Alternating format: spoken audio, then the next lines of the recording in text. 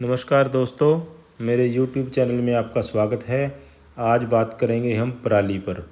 पराली जो हमारी धान की फसल है, उसकी कटाई के बाद जो अवशेष बचते हैं, जो धान के जो फाने वगैरह जो भी अवशेष बचते हैं, उसका कैसे निपटान किया जाए उसके बारे में आज हम बात करेंगे, क्योंकि यह बहुत बड़ी समस्या है।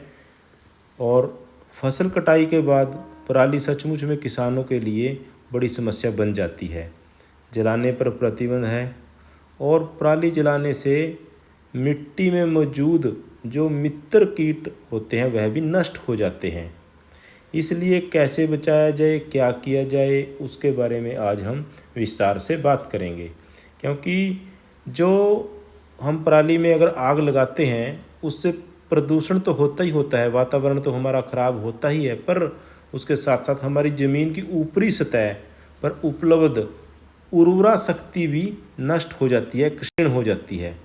और अगली फसल में अधिक खाद लगाना पड़ेगा, सिंचाई करनी पड़ेगी और ज़्यादा पैदावार के लिए हमें ज़्यादा खाद का प्रयोग करना पड़ेगा।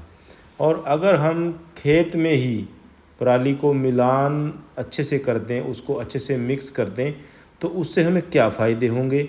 और ये जो सुपर सीडर चल रहा है खेत में, ये सुपर सीडर एक ऐसा यंत्र है जो ज़मीन में जो अवशेष बचे हैं उनको मिलाता चला जाता है और मिट्टी में दबाता चला जाता है। और पीछे आप देखिए सारी की सारी जो जितनी पराली थी वो अच्छे से मिक्स होती चली गई और कहीं पर भी वो दिखाई नहीं दे रही। और इसके बाद इसमें जब हम पानी देंगे, पानी देने के बाद यह अच्छे से गल जाएगी। और जब हम दोबारा अपनी गेहूं की फसल की बुआई करेंगे तब दोबारा से एक बार और सुपर सीडर करेंगे तो इसमें पराली कहीं पर भी नहीं बचेगी और आपको इसमें ज़्यादा से ज़्यादा खाद भी मिलेगा।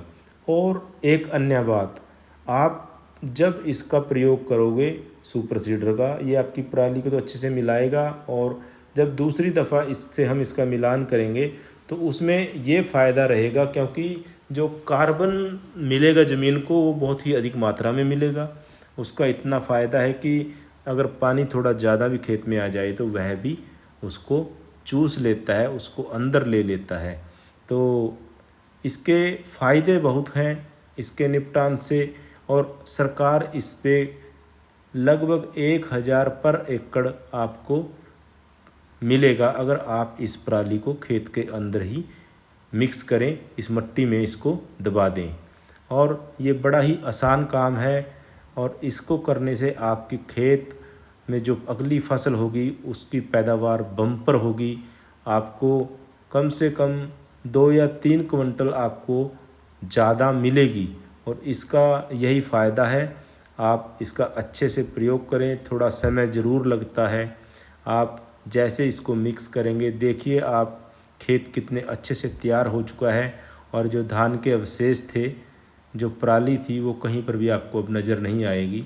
और अब इसमें हम कुछ समय के बाद पानी लगाएंगे और फिर 10 या 15 दिन के बाद जैसे पानी सूख जाएगा, सूखने के पश्चात हम दोबारा से इसी सुपर सीडर से गेहूँ और जो भी इसमें पोषक तत्व डालने हैं वो इसमें मिक्स करेंगे और इस मशीन से ही गेहूँ अच्छे से बुआई हो जाएगी। और इसका जो जर्मिनेशन होगा वो बहुत अच्छा होगा, क्योंकि पिछले वर्ष मैंने ये सब कार्य किया और मेरे को इसमें बहुत ज़्यादा लाभ हुआ।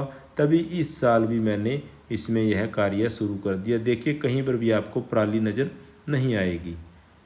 और हमारे लगभग गांव में सभी ने ये काम किया है और इतनी जागृति सरकार की तरफ से भी बहुत ज़्यादा इसमें कुछ ना कुछ दिया जाता है, किसान का कुछ फ़ायदा किया जाता है।